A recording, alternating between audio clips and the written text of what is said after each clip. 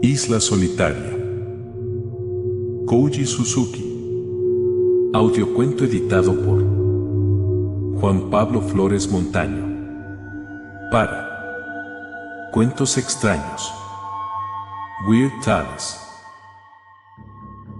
Isla Solitaria. Y no sabía cuántas veces había tenido la idea de abandonar su trabajo de profesor. Durante los últimos años la rutina no le proporcionaba ninguna satisfacción, se sentía estancado y se estaba cansando de ella. En mayo de ese año sintió con particular fuerza la tentación de dejarlo.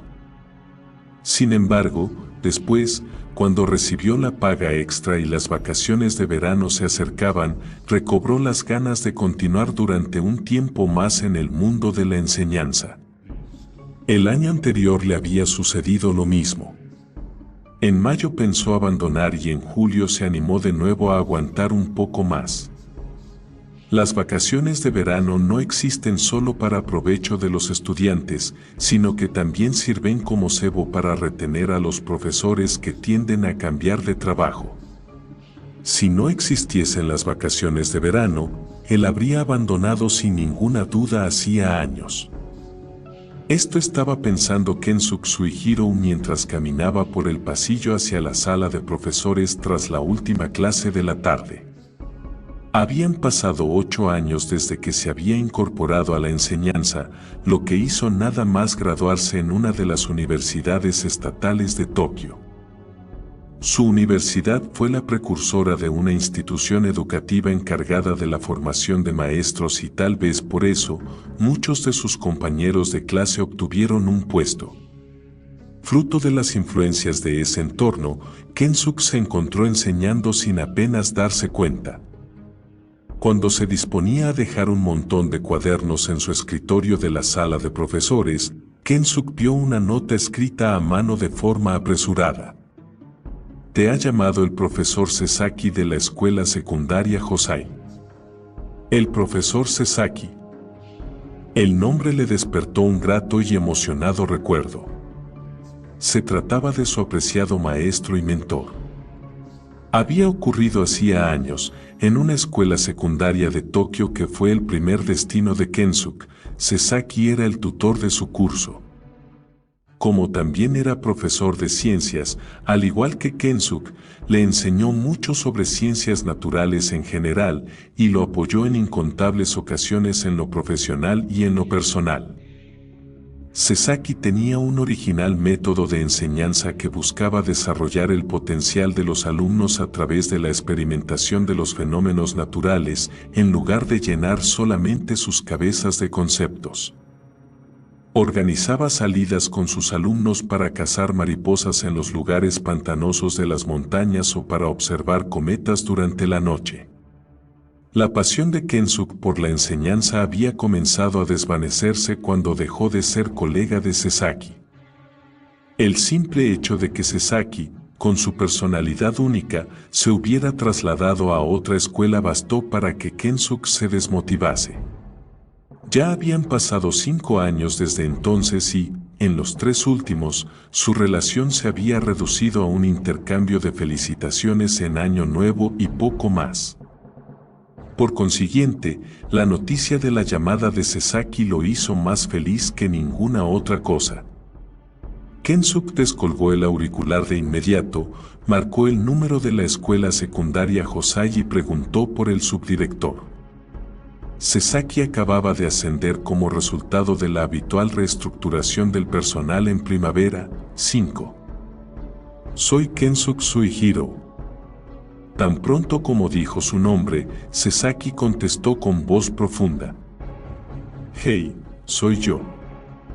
A pesar de su ascenso, no había cambiado en absoluto. En cierto modo, Kensuke se sintió aliviado. Disculpe por mi largo silencio. Olvidándose de que estaba al teléfono, Kensuke lo saludó con una reverencia. Siento haberte llamado mientras estabas en clase. Una vez en mi puesto, pierdo la noción del tiempo. Cuando me dedicaba a enseñar, era mucho más divertido. Tal vez, sus palabras fueran sinceras. Los profesores como Sasaki se sentían más a gusto dando clase que ascendiendo a puestos directivos. Kensuke anheló trasladarse a la escuela secundaria Hosai, donde estaba Sasaki. Estaba seguro de que el estrés laboral se reduciría considerablemente con un director como él. Por cierto, ¿no te apetecería ir a la isla Daibabi? Saltándose el saludo convencional, Sasaki fue al grano directamente. ¿Daibabi? ¿Se refiere a aquel? Sí, aquel Daibabi que está bajo el puente Rainbow. La isla fantasma. Kensuke se quedó sin habla. Jamás se habría imaginado que Sasaki le llamara para invitarlo a ir a Daibabi. La isla de Daibabi, una isla artificial y deshabitada en la bahía de Tokio que había ejercido especial atracción sobre Kensuke en los últimos 9 años. ¿Cómo llegamos allí? Kensuke preguntó con la voz nerviosa por la excitación. Bueno, déjame hacer a mí. Me temo que está prohibido el acceso. Sasaki susurró en voz baja. Vamos a llegar allí nadando en secreto a medianoche. ¿Se te da bien nadar? El acceso a la isla de Daibabi estaba prohibido por el Ayuntamiento de Tokio a fin de preservarla como patrimonio cultural. Vaya, no es el tipo de propuesta que uno espera de un respetable subdirector de escuela. ¿Respetable? Sasaki se echó a reír. Pero si sigues siendo un pusilánime, ¿acaso crees que alguien como yo, con mi posición social, se atrevería a llegar en secreto a la isla infringiendo la ley? Se trata de una investigación sobre el terreno. Investigación sobre el terreno. Sí, las autoridades del distrito de Minato me han designado como responsable de una investigación. Entonces, Sasaki relató la secuencia de acontecimientos. Un comité especial de la Asamblea del Distrito de Minato le había propuesto realizar unos estudios sobre la vegetación, la fauna, el suelo. Él había aceptado. Aunque algunos funcionarios del Ayuntamiento de Tokio y varios miembros de la Asamblea del Distrito lo acompañarían, aún quedaban plazas para otras personas que tuviesen interés por las ciencias naturales. Así que andaba buscándolas.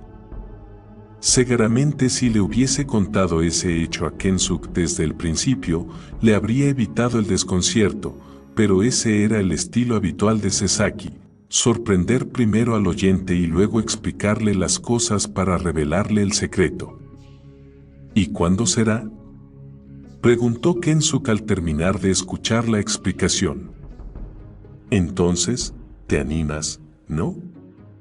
Por supuesto que sí. No me lo perdería por nada del mundo. Se le había presentado la oportunidad de visitar de forma legal Daibabi. Una vez allí, podía hacer sus comprobaciones. La criatura voluptuosa que habitaba en la mente de Kensuke desde hacía 9 años desaparecería sin duda en el momento de llegar allí. Cuando Sasaki le proporcionó el lugar de encuentro y la fecha, Kensuke hizo otra reverencia profunda y le dijo: «Muchas gracias por darme esta oportunidad». La respuesta de Sasaki le pareció difícil de descifrar. «Bueno, pues, hazlo lo mejor que puedas». 2. La criatura voluptuosa que habitaba en Daibabi era la visión de Yukari Nakazawa, pero no se trataba de un fantasma ni de un espectro. Kensuke estaba seguro de que Yukari Nakazawa seguía viva en algún lugar, y este no era otro que Daibabi. En verdad, deseaba que así fuese. La había conocido precisamente hacía 9 años por esa misma época, al inicio de las vacaciones de verano del 4º curso, el último de la universidad. Si Kensuke no hubiese prestado atención a aquel sonido de claxon, sin duda jamás habría llegado a saber de la existencia de Yukari. Hasta ese momento, estaba convencido de que Toshiro Aso había venido solo a visitarlo. Kensuk y Aso habían sido compañeros de primaria y de secundaria en una prestigiosa institución privada que ofrecía a sus estudiantes la posibilidad de cursar sus estudios desde primaria hasta la universidad. Sin embargo, cuando llegó el momento de pasar al bachillerato, Kensuk no pudo soportar las tradiciones de la escuela y se matriculó en un centro público. Al contrario de Kensuk, introvertido y tímido, Aso siempre sacaba las mejores notas de la escuela, además de ser el capitán del equipo de rugby, hasta llegó a entrar en la facultad de medicina, tal como había aspirado desde primaria. A pesar de haberse separado en el bachillerato, la amistad entre ambos se había mantenido intacta más de una década. Un fracasado escolar y un ídolo de la escuela, dos extremos que congeniaban curiosamente bien. Esa noche, pasadas las 9, Aso se presentó sin previo aviso en el estudio de Asabu, en el distrito de Minato, donde Kensuk vivía. «Vamos a tomar algo». Apareció con una caja de latas de cerveza frías. En menos de una hora, vaciaron más de una docena. Cada 10 minutos Aso tenía que levantarse para ir al baño. A pesar de que aguantaba bien la bebida y no solía emborracharse, llegado cierto punto sus visitas al baño se hacían más frecuentes. Como si lo hiciera a propósito, su orina golpeaba en el inodoro con un sonido cada vez más alto, y luego, Aso parecía quedarse un rato de pie antes de tirar de la cisterna. Fue en ese intervalo de tiempo transcurrido en silencio cuando Kensuk oyó el claxon. Por curiosidad, salió al balcón y miró abajo a la calle de sentido único a la que daba su edificio. Incluso desde la altura del cuarto piso se dio cuenta de inmediato de que el objetivo del claxon era el BMW de Aso. Lo había dejado aparcado justo en la esquina y dificultaba el giro de una furgoneta. Justo cuando pensaba que tendría que bajar a mover el coche de Aso, el BMW comenzó a dar marcha atrás. Pero un coche no podía moverse por sí mismo. Había alguien dentro. Cuando Aso salió del baño, Kensuk le preguntó: ¿Tienes a alguien esperándote en el coche? Aso expulsó aire por la nariz. No te preocupes por eso. ¿Por qué no aparcas en el garaje para que suba? El edificio en que vivía Kensuk era de sus padres, que lo habían reconstruido después de haber demolido la antigua casa. Ellos ocupaban entera la planta baja como su vivienda y alquilaban las otras 3. Había suficiente espacio para que Kensuk viviese con ellos, pero había preferido estar solo y se había quedado con uno de los estudios de la 4ª planta. Sus padres tenían espacio suficiente para 2 coches en el jardín privado. Era posible meter un tercero si se arrimaba a los otros 2. No había necesidad de dejar a nadie en la calle vigilando el coche. Sin esperar a que Aso estuviese de acuerdo, Kensuk bajó y movió los coches de sus padres para hacer un hueco. Luego, se acercó al BMW, golpeó en el parabrisas e indicó que aparcase en el jardín. Al volante estaba sentada una mujer de tez blanca y cabello largo. Kensuk no se sorprendió demasiado, porque Aso subía a menudo al estudio dejando a su novia en el coche. Sin embargo, a la media hora como mucho, se iba apresuradamente con la excusa de que tenía a alguien esperándolo. De todas las veces que Kensuk alcanzaba a recordar, Aso nunca se había quedado, como esa noche, más de una hora. Lo siento mucho. Es que Aso no me había dicho nada. Kensuk se disculpó con la chica en nombre de Aso por su comportamiento, dando a entender que no la habría hecho esperar tanto tiempo de haber sabido su presencia. Ella se limitó a sacudir la cabeza con timidez y a mantener la mirada fija en el salpicadero. ¿Por qué no subes? No sabía cómo iba a reaccionar Aso, pero Kensuk decidió invitarla. Ella sintió con la cabeza, salió del coche y se presentó pronunciando su nombre con un ceseo. Me llamo Yukari Nakazawa. Mientras caminaban por el pasillo, e incluso una vez en el ascensor, Kensuke no dejó de observar a esa chica llamada Yukari Nakazawa. Hasta entonces, Aso le había presentado varias novias, pero Yukari era diferente del resto de las chicas que rodeaban a Aso. Para empezar, no era espectacular. Aunque su cuerpo menudo era notablemente proporcionado, su rostro era corriente y su manera de andar, con la mirada baja, resultaba realmente sombría. El bolso rojo que sujetaba bajo el brazo era tan infantil que incluso una colegiala se habría avergonzado de él, y su ropa de aspecto barato hacía suponer que la había comprado por catálogo. Sin embargo, la falda revelaba unas piernas hermosamente esbeltas y de tobillos atléticos. Kensuke se sintió atraído por sus piernas desnudas. Todo su encanto convergía allí. Cuando volvió al estudio con Yukari, Aso reaccionó con evidente mal humor y anunció que se marchaba de inmediato. Kensuke trató de calmarlo y, dejando a un lado su carácter introvertido, hizo lo posible incluso para animar el ambiente, así que les propuso seguir bebiendo. Según iban hablando, Kensuke iba descubriendo poco a poco la psicología de su amigo. ¿Es posible que Aso no quisiera que Kensuke y Yukari se conocieran? Era cierto que Yukari no era tan atractiva como las anteriores novias de Aso. Tal vez fuera por eso. Aso humilló con insistencia a Yukari, como si disimulase un punto débil que había quedado al descubierto. ¿Sabes?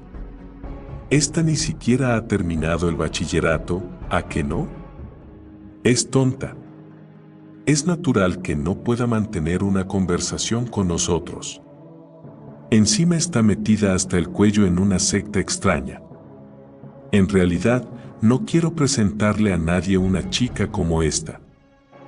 A pesar de los sucesivos insultos y el desprecio de Aso, Yukari no hacía más que torcer la boca tristemente sin mostrar siquiera un asomo de enfado. Si Aso le hubiera dicho que no se moviera de aquel sitio en el que estaba aparcado, se habría pasado horas en el coche esperándolo. Una chica sumisa que no se resistía a un maltrato tan brutal parece una especie rara hoy en día. Kensuke no podía entender por qué Aso salía con ella. Si tenía tan mal concepto de la chica, no tenía sentido que estuviera con ella. Por otra parte, Yukari también podría encontrar a alguien mejor. Kensuke hubiera querido disfrutar de una charla agradable entre los tres, pero las humillantes palabras de Aso no dejaban de caer sobre Yukari como un chaparrón. Así que fue incapaz de seguir soportándolo. Anunció que la fiesta había terminado. Nunca habría imaginado que llegaría a pedirle a Aso que se fuera. Kensuke los acompañó hasta el coche y sentó a Aso, que estaba bastante borracho, en el asiento del copiloto. Yukari se dispuso a coger el volante, pero Aso insistió en conducir y pidió que le trajeran un café. Kensuke corrió hacia una máquina expendedora. Cuando regresó y le entregó a Yukari un par de latas de café frío, ella sacó una tarjeta de visita de su bolso y se la dio. Cuando tengas tiempo, ven a visitarme. Aso no dejó escapar ese gesto. Estúpida, exclamó golpeando la mano de la chica. La tarjeta salió volando. Después, agarró a Yukari de la muñeca, le retorció el brazo contra la espalda y, sujetándole la cabeza, le advirtió: «Este es un buen amigo mío. Ni se te ocurra meterlo en algún lío». Yukari dio un pequeño grito de dolor y se desplomó sobre el capó del coche. Sin siquiera ayudarla a levantarse, Aso se puso al volante y encendió el motor. Yukari pasó por delante del coche arreglándose la falda y se sentó al lado del conductor. Pues, hasta la próxima. Aso sonrió alegremente solo a Kensuke y arrancó. Tan pronto como desapareció el coche, Kensuk buscó la tarjeta que Yukeri había intentado entregarle. La encontró enseguida entre los arbustos del jardín. La miró a la luz de una farola. Bajo el nombre de una organización religiosa de la que nunca había oído hablar, estaban escritos Yukeri Nakazawa, una dirección y un teléfono. Pero no quedaba claro si la dirección y el número de teléfono eran de la organización o de Yukeri. Kensuk se guardó la tarjeta en el bolsillo y volvió a su estudio. Inexplicablemente, aquella noche sintió una excitación irrefrenable. 3. Aquella fue la única vez que Kensuk vio a Yukeri Nakazawa. Y aún así la imagen de Yukeri arraigó en su corazón. Toda la culpa era de Aso. Si Aso no hubiese dicho nada, esa imagen obsesiva no lo habría perseguido. A finales de agosto, unos 2 meses después de conocer a Yukeri, Aso llegó de visita a la misma hora, pero en esta ocasión venía solo. ¿Hoy viene solo?, preguntó Kensuk para cerciorarse del todo. De pie en la entrada, Aso asintió con expresión grave y preguntó con voz seria: ¿Puedo entrar? Parecía como si tuviera que contarle algo. De repente, Kensuk se dio cuenta de que quizás en su visita anterior, hacía 2 meses, Aso también había venido por el mismo motivo. Quizá la causa de aquel mal humor repentino suyo no había sido debida al descubrimiento de que tenía una novia tan poco atractiva, sino a que su presencia le había impedido contarle algo que tenía en mente. Sin embargo, esa noche resultó que Aso no tenía nada especial que decir. Simplemente charló con Kensuk de los buenos y triviales recuerdos de los días de colegio, según se le venían a la cabeza. «Me voy», anunció levantándose al cabo de 1 hora. «No tengas prisa. Quédate un poco más», le instó Kensuk. Los labios de Aso dibujaron para sí una sonrisa burlona. «Porque este tipo de recuerdos no tienen fin. Eres el único con quien puedo hablar de la infancia. Qué tiempos más buenos, ¿verdad?». Mientras hablaba, los ojos de Aso parecían mirar hacia algo en la distancia. Volvió a referirse una vez más a los recuerdos. Aquel verano que pasaron juntos en Karuizawa. Mientras caminaban a lo largo de la vía del ferrocarril fuera de servicio, que había conectado Karuizawa y Kusatsu hasta el año 35 de Shoue, 1960, se perdieron en medio de la montaña. Habían asumido que jamás regresarían vivos. Ese episodio se había convertido en tema recurrente de conversación. Perdidos en la montaña con el crepúsculo, se vieron obligados a pasar la noche al aire libre. Kensuk estaba terriblemente nervioso y no paraba de quejarse. Aso trataba de animarlo diciéndole que, al amanecer, buscarían las vías del tren y conseguirían regresar. Aquella noche la había pasado temblando de miedo, pero ahora, mirando hacia atrás, había sido una noche intensa y emocionante.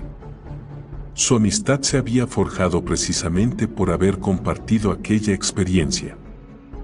Esa noche, el tono de Aso era diferente. Era la primera vez que Kensuk veía a su amigo sumido en los recuerdos de la infancia con tanta insistencia y sentimentalismo. Quizá porque percibió la expresión de creciente confusión en el rostro de Kensuk, Aso, como si hubiese recuperado el sentido de repente, puso fin a la conversación. «Pues ya me voy», dijo levantando la mano. Kensuk lo acompañó hasta el garaje. Antes de despedirse, se atrevió a preguntar: «¿Cómo está Yukeri?». No estaba interesado en su salud, sino que pretendía tantear si Aso aún mantenía una relación con ella. «Yo qué sé. La dejé». Era de esperar. No había motivo para que duraran mucho. Yukeri no era el tipo de mujer que le gustaba a Aso, y además resultaba inimaginable que ella pudiera soportar su crueldad por mucho tiempo. Ah, sí. Pues lo siento. La imagen de Yukari persistía viva en la mente de Kensuke. Inexplicablemente, no podía dejar de interesarse por ella. ¿Quieres que te diga dónde la solté?, dijo Aso mientras abría la puerta del BMW y ocupaba el asiento del conductor. ¿Te refieres a un lugar concreto? Kensuke estaba sorprendido. Abandonar a una mujer significaba romper una relación, no tenía el sentido literal de tirarla a una especie de contenedor de basura, naturalmente. Había un sitio perfecto. ¿Quieres saber dónde? Aso dirigió una mirada provocadora a su amigo. Kensuke decidió seguir un poco más esa broma de mal gusto. Sí, me gustaría. En Daiba-bi. Daiba-bi, la isla deshabitada que flota en la bahía de Tokio. Con la llegada de los barcos negros del Comodoro Perry, 6, el gobierno militar del shogunato Tokugawa había construido una serie de islas artificiales en las que instalarían sendas baterías de cañones con las que protegerse de los ataques de los barcos extranjeros. Actualmente solo quedaban dos, la Daiba 3 y la Daiba-bi. Sin embargo, Daiba 3 estaba unida al parque marítimo Odaiba por un dique, por lo que la única isla verdadera era la sexta. Kensuke se echó a reír. Daiba-bi, situada a poca distancia de un gran vertedero y que al final nunca había sido utilizada como batería de cañones, parecía un lugar justamente perfecto para abandonar a una chica que se había vuelto innecesaria. Kensuke admiró una vez más el sentido del humor de Aso. Con razón, su broma era brillante. Hace calor fuera. Venga, sube al coche. Quizás Aso no había tenido suficiente conversación. El caso es que invitó a Kensuke al interior del BMW. Cerró la puerta, encendió el aire acondicionado y comenzó a contar detalladamente las circunstancias del abandono de Yukari en Daiba-bi. Yukari estaba embarazada de Aso. Sin embargo, como la secta religiosa a la que ella pertenecía prohibía el aborto, había presionado a Aso para que se casaran. Era un caso habitual. Independientemente de la secta religiosa, Aso solía contar historias similares. ¿Por eso la dejaste? Kensuke se apresuró para que llegara al final. Si permitía que Aso continuase a su propio ritmo, la broma comenzaría a sonar real. Aquella estúpida me enseñó este dibujo. Aso abrió la guantera y sacó un papel de tamaño A4 doblado en 4. Era un colorido dibujo de aspecto infantil. Kensuke lo miró fijamente. Bajo un sol dorado, verdes árboles crecían frondosos, y bajo sus copas, un hombre y una mujer yacían tumbados con unos niños jugando a su lado. Perros, gatos y hasta leones paseaban alegremente entre los árboles. Al observarlo bien, se dio cuenta de que ese paraíso estaba rodeado de mar. Quizá era un lugar tropical, pues las palmeras estaban cargadas de cocos. Kensuke adivinó de inmediato quién lo había dibujado. ¿Es de Yukari? Sí. Al parecer, estas son sus creencias religiosas expresadas en imágenes.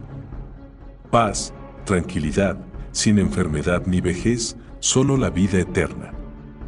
¿Qué te parece? Para Yukari, que tenía poca labia, sin duda sería mucho más sencillo expresar su paraíso ideal en forma de dibujo que con palabras. Kensuke siguió mirando el dibujo sin responder a Aso. Tampoco sabía qué contestar a esa pregunta repentina. ¿Por qué no creamos juntos nuestra utopía?, exclamó Aso con voz aguda imitando a Yukari y juntando las manos en el pecho.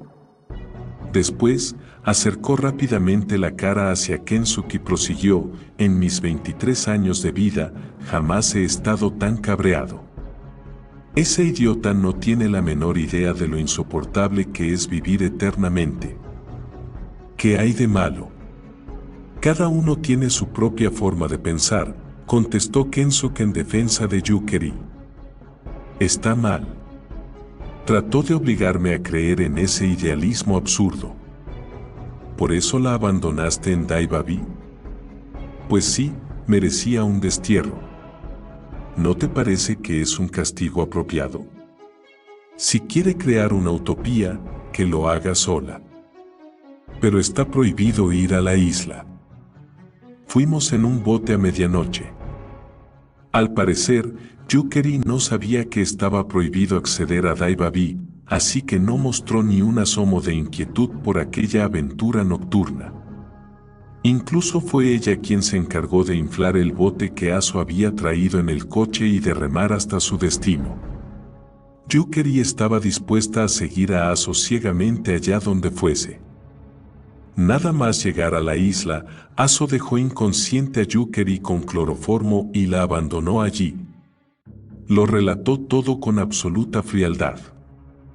Sin embargo, Kensuk no se lo acababa de creer. Daibabi y el parque marítimo estaban separados por 300 metros. No se trataba de una distancia imposible de cruzar a nado. Y en caso de no saber nadar, numerosos barcos de recreo iban y venían alrededor de la isla. Simplemente bastaba con acercarse a la orilla y gritar pidiendo ayuda. Kensuk señaló que si había resultado fácil llegar, también sería fácil salir de allí. No hay problema, porque le quité la ropa. ¿Quieres decir que la dejaste completamente desnuda? La conozco muy bien. Preferiría morirse antes de que la vieran desnuda. Es de ese tipo de mujer. Kensuk se quedó sin habla. No sabía lo que había sucedido entre Aso y Yukari realmente, solo sabía que habían mantenido una relación, así que Aso debió de sentir algo por ella, aunque fuera durante muy poco tiempo. ¿Cómo podía decir que la había abandonado allí desnuda, aunque se tratase de una broma de mal gusto? No importaba si lo que Aso le estaba contando era verdad o no, simplemente el hecho de describir un trato tan cruel hacia alguien ya era algo brutal. La atmósfera era opresiva, y Kensuk se mantuvo en silencio. Miró furtivamente a Aso.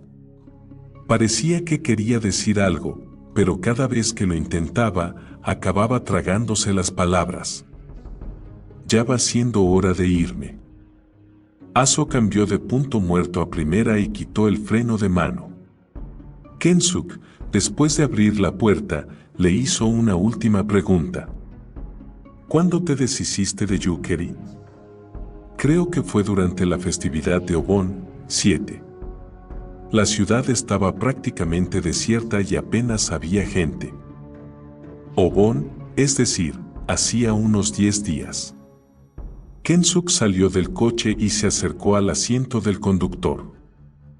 Aso bajó la ventanilla y dejó colgando lánguidamente el brazo fuera, tocando con los dedos el lateral del coche. Luego tendió la mano hacia Kensuk y le dijo: «Pues adiós». Kensuk agarró instintivamente la mano de su amigo, fría al tacto pero sudorosa. Quizás fue la primera vez que intercambiaron un apretón de manos. «Ya nos veremos», se despidió Kensuk. Aso asintió con firmeza 2 veces y arrancó su BMW. Mientras seguía el coche con la mirada, Kensuk se dio cuenta. Aso tenía el mismo propósito en sus últimas 2 visitas. Había venido a despedirse. Recordó el tono de su adiós y la sensación de frío en la mano. La luz de freno del BMW se encendió ante el cruce y sin señalarlo con el intermitente, giró a la izquierda y desapareció. 4. A partir de aquel momento, una obsesión atormentó a Kensuk durante algún tiempo. La joven desnuda que se ocultaba en lo más recóndito de aquella isla desierta encendió su deseo sexual de una forma implacable. Por aquel entonces Kensuk no tenía novia. A menudo soñaba que deambulaba por el bosque. Troncos de color carne, desnudos de hojas y parecidos a árboles de arrayán, brotaban de la tierra como tentáculos sinuosos.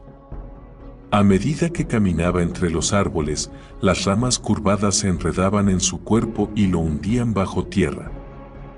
No resultaba complicado analizar el significado del sueño. Aquellos troncos de tacto suave eran las piernas de Yu-Keri. También soñaba repetidamente con una serpiente. Una serpiente que se arrastraba por el suelo y se iba transformando en las piernas de Yu-Keri. En un escenario de naturaleza salvaje o algún otro lugar claramente identificable como una isla, Yu-Keri se metamorfoseaba en todo tipo de criaturas, vegetales y animales, y continuaba viviendo. Kensuk no podía comprobar la veracidad de aquella historia preguntándole a Aso. Aunque su amigo le contestara que todo era mentira, las dudas de Kensuk no se disiparían y le harían sospechar que esa confesión también era mentira. Kensuk telefoneó al número que aparecía en la tarjeta que Yu-Keri le había dado. Descubrió que no pertenecía ni a la casa de sus padres ni a su apartamento. Era el teléfono de una especie de residencia para los miembros de una secta. Una voz frágil de mujer le contestó secamente cuando preguntó por Yu-Keri. No está. Kensuk tenía la esperanza de que la voz de Yu-Keri le contestara al otro lado del teléfono como si nada hubiera pasado y, desconcertado, se quedó sin habla. Pero tras una pausa, preguntó: ¿Sabe usted dónde puedo localizarla? La respuesta de la mujer fue simple: no lo sé. ¿Desde cuándo no está Yu-Keri? No la he visto desde hace unas 2 semanas. ¿Tiene usted el número de teléfono de la casa de sus padres? Sin embargo, la mujer respondió con otra pregunta. ¿Pero Nakazawa tiene casa natal? La manera en la que se expresó la mujer daba a entender que creía que Yu-Keri era huérfana. ¿Es que no la tiene?, insistió Kensuk. La verdad es que no estoy segura. Kensuk no podía saber si Yu-Keri realmente no tenía padres o si simplemente esa mujer no disponía de ninguna información personal sobre ella. Colgó el teléfono. Solo pudo confirmar que Yu-Keri llevaba casi 2 semanas sin aparecer por la residencia. Lo que, por desgracia, daba credibilidad a la historia que Aso le había relatado. Quería comprobar si Yu-Keri estaba en Daiba-bi, pero el acceso a la isla estaba prohibido por las autoridades de Tokio. Muy pronto Kensuk se presentaría al examen de final de carrera para dedicarse a la enseñanza en Tokio, así que no podía permitirse cometer ninguna imprudencia. Enfrentarse a un problema con las autoridades de la ciudad no era una opción. Incluso aunque este no fuera el caso, Kensuk no tenía agallas para colarse en Daiba-bi al amparo de la oscuridad. Necesitaba ver a Aso para confirmar la historia. Si era cierta, tenía que hacer algo antes de que fuese demasiado tarde. ¿Qué tipo de delito constituía desnudar a una mujer y abandonarla en Daiba-bi? Kensuk no lo sabía, sin embargo, podía suponer que su amigo no saldría impune en caso de que la chica muriese de hambre. Kensuk estaba resuelto a ponerse en contacto con Aso cuando se enteró de que su amigo había sido ingresado en el hospital afiliado a su escuela. Le explicaron que una radiografía de tórax había revelado una sombra en los pulmones. Pruebas posteriores por broncoscopia revelaron que un cáncer agresivo avanzaba con extrema velocidad y había afectado ya diversos órganos. La metástasis había llegado al cerebro, por lo que se descartó la posibilidad de una intervención quirúrgica. Los médicos pronosticaron que, incluso con la quimioterapia, a Aso solo le quedaban unos 2 meses de vida. La noticia, por extraño que pueda parecer, no impresionó a Kensuk. Cerró los ojos y se dejó ir suavemente para que la realidad penetrase en su conciencia. Los buenos momentos que había compartido con Aso surgieron en su mente uno tras otro, pero ni por un instante brotó la idea de «no puede ser». La realidad de la muerte a los 23 años, su misma edad, le causó un intenso dolor. Probablemente, Aso había intuido que no le quedaba mucho tiempo de vida antes de que lo ingresaran para hacerle las pruebas.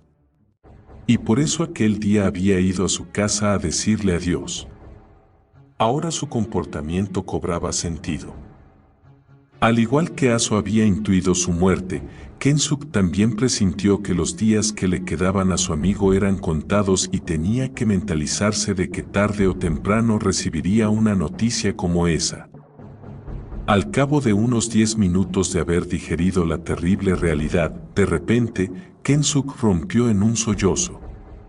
No era tristeza, más bien una fuerte opresión ante una emoción inexplicable. Mientras lloraba, sintió la terrible necesidad de ver a Aso. Era su turno de ir a decirle adiós. Kensuk había llegado al hospital en una hora de pocas visitas. Sin embargo, además de la madre de Aso, en la habitación había varias personas que Kensuk no conocía.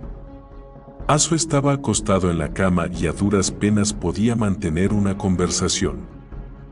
El hombre que hacía escasamente un mes había llegado conduciendo su coche para verle, ahora yacía allí con el cuerpo conectado a tubos por todas partes, incapaz de respirar con normalidad. Las células cancerígenas que habían invadido su cuerpo, en muy poco tiempo habían provocado en él un cambio radical. El pulmón izquierdo ya había dejado de funcionar por completo, y su vida terminaría si una mucosidad taponase el bronquio. Antes de marcharse, Kensuk se acercó a la cabecera de su amigo e, inclinándose hacia él, le preguntó en voz baja y afable: ¿Es verdad lo de Daibabi? Estaba seguro de que Aso no mentiría en su lecho de muerte. Con solo negar con la cabeza, las sospechas de Kensuk se evaporarían. Sin embargo, Aso sonrió y asintió con la cabeza. Incrédulo, Kensuk volvió a insistir. ¿En serio? Aso asintió 2 veces seguidas. Quizá fuese su imaginación, pero le pareció que su rostro revelaba una expresión satisfecha. Kensuk posó la mano sobre la de Aso y dijo: «Ánimo, y salió de la habitación. Tal vez, un sincero adiós habría sido mucho mejor. 2 días más tarde, Aso murió con tan solo 23 años. El punto de encuentro era el área de servicio del centro comercial portuario Tokyo Yumenoshima Marina. Sasaki estaba ocupado lamiendo un cono de cremoso helado. Además de él y Kensuk, solo estaba un funcionario del ayuntamiento llamado Natou. Los miembros de la asamblea del distrito de Minato aún no habían aparecido. Pasaban 10 minutos de las 10 de la mañana, la hora acordada para la cita. Era un día de entresemana, las vacaciones de verano acababan de comenzar y el puerto estaba lleno de jóvenes que parecían estudiantes. Cada vez que una chica pasaba a su lado, Sasaki separaba la lengua del helado y la seguía con la mirada. Líder, debería avergonzarse a su edad. Kensuk le dio un ligero codazo en las costillas. No me llames, líder, ¿vale? Los labios de Sasaki dibujaron una sonrisa amarga. Fue usted quien bautizó esto como expedición. Bueno, no te metas tanto conmigo. Picado por la ironía de Kensuk, Sasaki agitó la mano como para ahuyentar una molesta mosca. La expresión, hacer una montaña de un grano de arena, se adaptaba perfectamente a Sasaki. Exagerar las cosas era su especialidad. Por lo que Sasaki le había comentado sobre la investigación de Daibabi, Kensuk se había imaginado una gran expedición que reuniría a científicos de primera categoría de la ciudad. Sin embargo, y lejos de sus expectativas, Kensuk solo vio a un simple funcionario y a Sasaki. Se sintió desinflado y preguntó sorprendido a Sasaki: ¿Dónde están los demás? Parece que todos están muy ocupados, y hubo una cancelación tras otra, se excusó Sasaki, ligeramente intimidado. Kensuke, extrañado, interrogó al funcionario Natou y obtuvo una versión diferente de los hechos. Según Natou, en principio se había planeado que inspeccionaran la isla solo el comité de la asamblea del distrito y unos funcionarios de la ciudad, pero Sasaki había rogado con insistencia que lo dejasen participar. Todo lo que le había comentado a Kensuke relativo a que la asamblea del distrito le encargó la investigación y había organizando un equipo de investigación era una invención absoluta. En realidad, había invitado a Kensuke para cubrir las apariencias y no ir él solo. Ah, ya viene Kano. ¿Nos vamos, entonces? Cuando llegó Kano, el representante del comité de la asamblea del distrito de Minato, Natou se puso de pie y Kensuke y Sasaki hicieron lo mismo. El capitán, también empleado de la administración de la ciudad, y un tripulante estaban esperando a bordo de un pequeño barco de crucero anclado en el muelle. El equipo compuesto ahora por 6 personas salió del puerto de Yumenoshima Marina a las 10:30 bajo el sol de verano hacia Daibabi, que estaba a un tiro de piedra. En el camino pasaron por debajo de los 4 puentes, uno de los cuales era tan bajo que casi se podía tocar con la mano. Cada puente bloqueaba por un momento los rayos de sol, pero acto seguido volvían a caer encima produciendo una fuerte sensación de opresión a todos los integrantes del equipo. Al pasar bajo el cuarto, apareció el puente Rainbow y, un poco más allá, la isla Daibabi. Kensuke recordó que poco después de que se construyera el puente Rainbow, había estado caminando por el paso peatonal y se había detenido para contemplar la Daibabi desde allá arriba. Incluso había escudriñado detenidamente entre lo más recóndito de los exuberantes árboles que cubrían la isla con los binoculares instalados en el mirador. Sin embargo, aquella era la primera vez que veía la isla frente a frente, casi a nivel del mar. A medida que la silueta de la isla se agrandaba a la vista, las esperanzas de Kensuke aumentaban. Podía ver con sus propios ojos el escenario en que se habían desarrollado y metamorfoseado sus fantasías una y otra vez durante los últimos 9 años. La isla, un pentágono irregular con una superficie de casi 2 hectáreas y un perímetro de unos 550 metros, estaba rodeada por un muro de piedra de 5 metros de altura. A pesar de ser una isla artificial en medio de la bahía, se rumoreaba que había un pozo de agua dulce. Durante aquellos 9 largos años, Kensuke había mantenido viva a Yukari aferrándose a la idea de que la existencia de agua dulce le garantizaría al menos la posibilidad de supervivencia.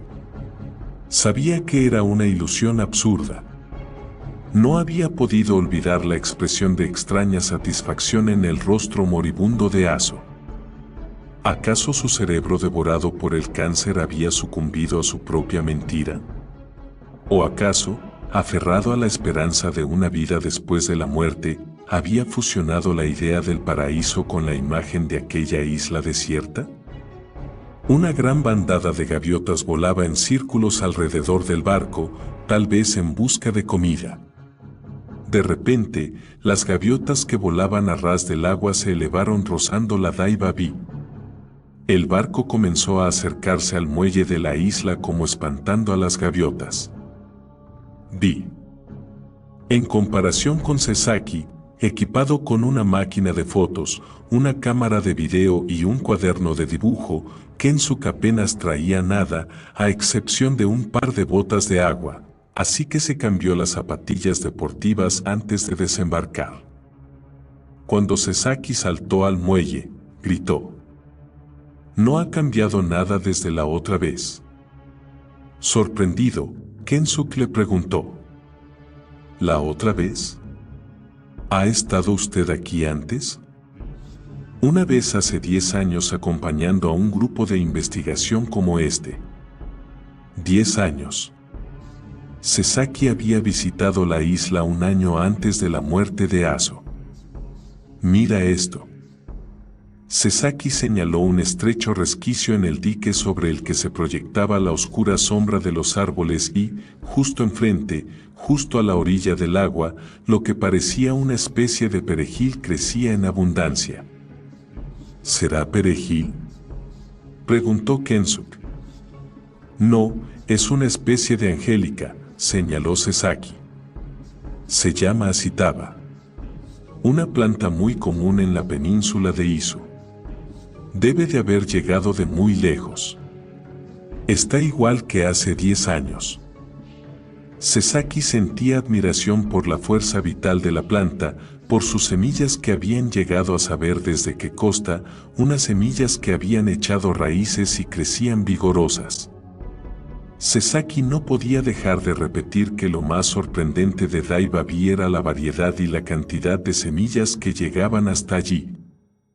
Debido al simple hecho de que el acceso estaba prohibido al público, aquel lugar se había convertido en un tesoro natural de gran valor y merecedor de investigarse.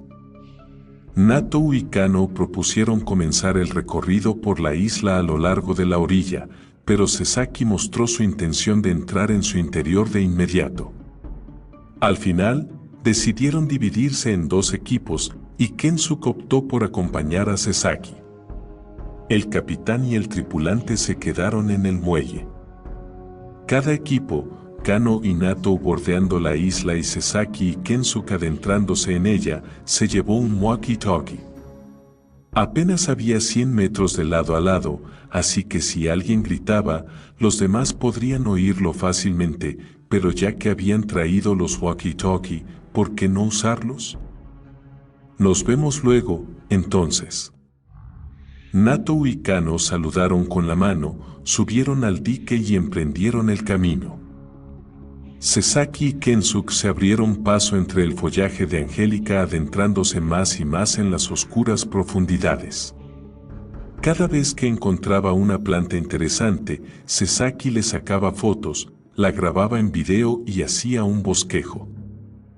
Entre las plantas y los árboles que Kensuk desconocía, no había ninguno del que Sasaki no supiera el nombre, como correspondía a un especialista en ciencias naturales. Su jocosidad habitual había dado paso a una mirada seria. Kensuk descubrió una faceta de su compañero hasta entonces desconocida. La tierra, no acostumbrada a ser hollada por pies humanos, era tierna y el humus resumaba un líquido negro al pisarlo. Sin las botas de agua, en ese momento ya tendrían los pies completamente empapados. Incluso el aire era húmedo. Las plantas y los árboles, que rara vez se veían en el centro de Tokio, despedían un olor extrañamente inquietante, formando un misterioso bosque híbrido y único. Cuando la brisa del mar agitaba las ramas de los árboles, los sonidos que revoloteaban encima de los 2 hombres los desorientaban. La isla era tan diferente del escenario de sus fantasías que Kensuk prácticamente se había olvidado de Yukari. A medida que avanzaban hacia el interior, la oscuridad se hacía más y más profunda. Sasaki apenas hablaba. Ya no usaba la cámara de fotos ni la de video con tanta frecuencia. Mirando aquí y allá se detuvo y de repente murmuró: ¡qué extraño! Kensuk, que lo seguía justo detrás, se detuvo a su vez.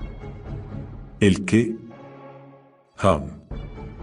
Sasaki se quedó pensativo y no contestó. Durante un rato, permanecieron allí de pie en silencio. ¿Hay algún problema?, preguntó Kensuk con gesto de preocupación. El follaje de Angélica cerca del muelle no ha cambiado nada desde la última vez que estuve aquí. Sin embargo, cuanto más nos adentramos, más siento que hay algo raro. ¿Quiere decir que no está como antes? No sé lo que es exactamente, pero lo percibo. Ante esas palabras, Kensuk miró a su alrededor con nerviosismo. Sin saber por qué, empezó a sentir una comezón desagradable.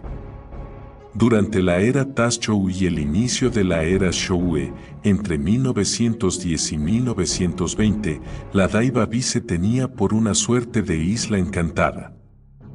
Recientemente, Kensuke había oído que un windsurfista que estaba entrenando en el parque marino había desaparecido junto a su tabla al pasar tras la Daiba-bi. Nada más se supo de él. Rumores siniestros le vinieron a la memoria y sintió un escalofrío. Bueno, sigamos de todos modos, afirmó Kensuke reuniendo coraje. Pero su voz temblaba. Nadie más debería haber entrado en esta isla en los últimos 10 años, dijo para sí mismo Sasaki, reanudando la marcha como para convencerse de los hechos. Según lo que había comentado Nato mientras navegaban en el barco, era la primera vez que el comité de la Asamblea del Distrito de Minato participaba en esa investigación. No se había realizado ningún estudio minucioso desde hacía 10 años. Kensuke guardaba silencio. De pronto, Sasaki se detuvo de nuevo, miró al cielo y exclamó: «Oye, este bosque está nutriendo algo. Pero es normal, ¿no? Los árboles siempre proporcionan alimento a los seres vivos de su entorno». Sasaki señaló con un dedo en diagonal. «Aquello es un kaki. El que está más allá, un níspero. La última vez que estuve aquí no había ningún árbol frutal». Antes de terminar de hablar, Sasaki echó a correr. «Espere». Kensuke fue tras él, pero Sasaki corría cada vez más rápido y no resultaba fácil seguir su ritmo. Empapado de sudor, cuando ya estaba a punto de darse por vencido, de repente se abrió un claro entre la vegetación. Un terreno llano con unos 10 metros de diámetro. El lugar parecía ubicado justo en el centro de la isla. Al echar un vistazo alrededor, se podía apreciar que la vegetación presentaba la misma densidad en todas partes. El puente Rainbow atravesaba el cielo por el norte. La visión de un objeto moderno desde el interior de aquella isla similar a un bosque primitivo produjo en Kensuke una fuerte sensación de incongruencia. Parecía como si el espacio se hubiera deslizado repentinamente y él hubiera aparecido en otro mundo, en una dimensión desconocida. El sol de mediodía caía resplandeciente sobre el claro cubierto de hierbas y el canto de las cigarras era casi ensordecedor. De inmediato una palabra acudió a su mente: huerta. Era una huerta. Tomates, berenjenas, pepinos y otras verduras de verano estaban plantadas en perfecto orden. Era inevitable pensar que aquello no era únicamente obra de la naturaleza.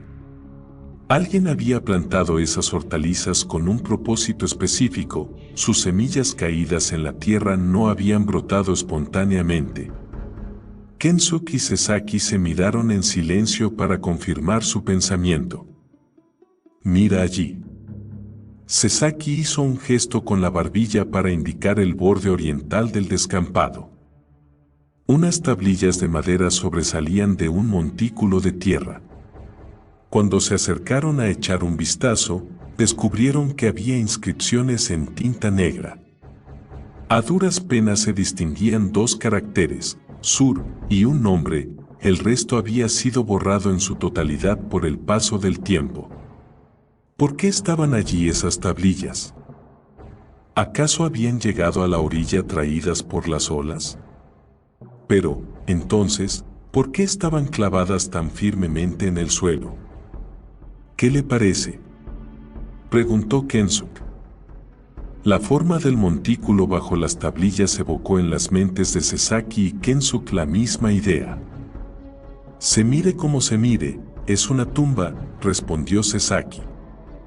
Las hormigas se movían en fila en la superficie del montículo. Una tumba no podía considerarse otra cosa. En ese momento, el walkie-talkie que Kensuke llevaba colgado del hombro se activó. «Aquí, Kano. ¿Me escuchan? Cambio». «Recibido», contestó Kensuk manteniendo pulsado el botón de transmisión. Hemos visto una pequeña sombra sobre el muro del lado occidental. Ha desaparecido en el bosque y probablemente vaya hacia el centro de la isla. Les ruego que tengan mucho cuidado. ¿Una sombra? Sí, tal vez sea un animal. ¿Se trata de un perro o de un gato? No, nada de eso, Kano negó de inmediato. ¿Cómo puedes estar tan seguro? No estamos seguros. Intentamos seguirla, pero huyó como un rayo hacia el interior del bosque. ¿Ha sido en el lado oeste, correcto? Sí. Entendido.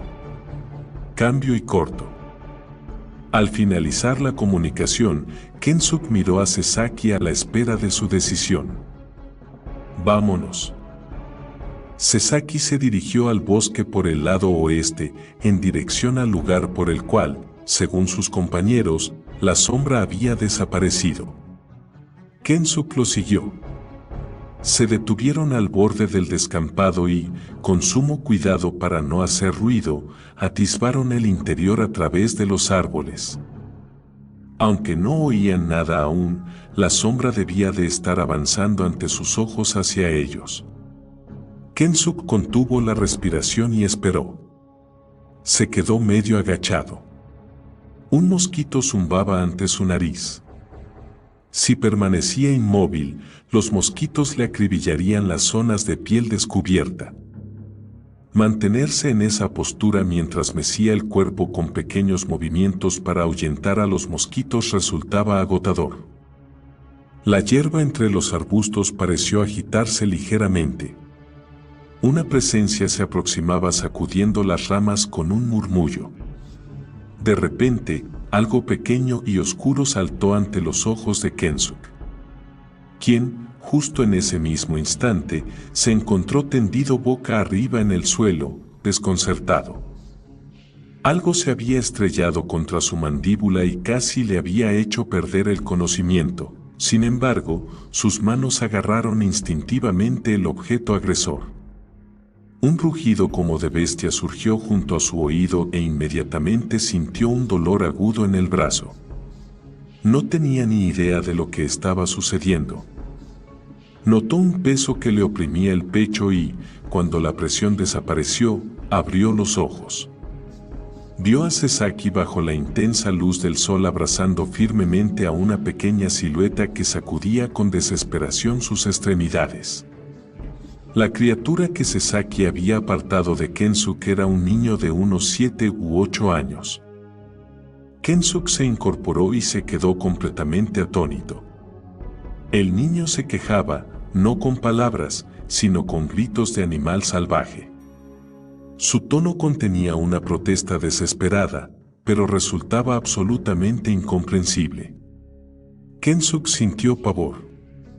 El niño le había mordido. La sangre goteaba desde un punto dolorido en su brazo. Presionando la herida, se puso en pie. En ese mismo momento, Kano y Nato salieron disparados del bosque. Tan pronto como vieron al muchacho que Sasaki seguía sujetando entre sus brazos, Kano se puso en contacto con el capitán del barco a través del walkie-talkie y le dio una serie de instrucciones. Prepárense para partir de inmediato. Llamen a la policía. La mente de Kensuk captó solo parcialmente las palabras de Kano. Se sentía mareado. Trató de pensar en lo que acababa de suceder. El niño corría volviéndose hacia atrás, por lo que no se había dado cuenta de la presencia de Kensuk y se había estrellado contra su mandíbula. ¿Pero qué estaba haciendo un muchacho en un lugar como esa isla? Kano y los demás trataron de averiguar su nombre y su dirección, pero el niño no hacía más que gritar de manera incomprensible negando con la cabeza violentamente, por lo que no pudieron obtener información alguna. Mientras oía aquellos gritos que no se parecían al japonés ni a ningún idioma conocido, Kensuk sintió mareos de nuevo. 7. El muchacho estaba sentado en la cubierta del barco, sacando la cabeza por encima del borde, clavaba la mirada en la Daiba Vi. Su rostro era inexpresivo. Generalmente, surge una emoción especial en el momento de alejarse de la tierra natal, pero el niño parecía no saber cómo expresar esos sentimientos. Una vez a bordo, se había resignado y había dejado de alborotar y permanecía inmóvil en la misma postura. Por ahora, no les quedaba más remedio que suspender la investigación. Era prioritario llevar al niño a la ciudad y entregarlo a las autoridades correspondientes. Incapaces de ocultar la excitación ante el inesperado descubrimiento, Kano y Nato intercambiaban suposiciones sobre el origen del niño mientras lo observaban con curiosidad, como si fuese uno de esos niños salvajes criados por lobos. Ninguno de sus compañeros tenía la menor idea de nada. Únicamente Kensuk podía suponer, en cierto modo, lo que había ocurrido en Daiba Vi durante los últimos 9 años. Con solo ver el rostro del niño se hacía evidente. A pesar de estar enmarcados por un cabello que había crecido incontrolado, su nariz pequeña pero bien perfilada, su fría mirada cristalina y sus labios finos revelaban un parecido innegable. Kensuk había coincidido con Aso en la misma clase en tercero de primaria, cuando había entablado amistad con él. El perfil del niño que estaba sentado enfrente era la viva imagen del Aso de entonces. No cabía duda de que aquel era el hijo que había dado a luz Yukari Nakazawa. Aso le había dicho que había abandonado a Yukari dejándola completamente desnuda en Daiba Vi, pero eso era mentira. Tal vez, el proyecto absurdo de transformar una isla desierta en un paraíso había sido idea de Yukari, sin embargo, Aso había participado en el juego y había acabado hartándose de aquel disparate. No había otra explicación para la presencia de los cultivos de árboles frutales y hortalizas en la isla. Además, el niño no iba desnudo, aunque su ropa era igual que un harapo. Sin duda, Aso había preparado los artículos mínimos necesarios para sobrevivir y los había transportado a la isla. Entonces, ¿dónde estaba Yukari, la madre del niño? Con toda probabilidad, bajo tierra. Y si estuviese viva, se hallaría en otro lugar que no fuese Daiba Vi. En cualquier caso, no estaba en la isla. Suponiendo que Aso hubiera dicho la verdad, Yukari se había quedado embarazada un verano de hacía 9 años y había dado a luz al año siguiente. Así que el niño tenía 8 años. Si hubiese estado con su madre todo ese tiempo, habría aprendido a hablar.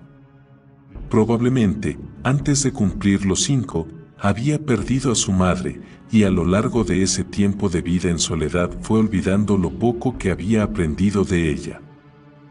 ¿Había muerto Yukari en Daiba Vi o se había escapado dejando a su hijo atrás?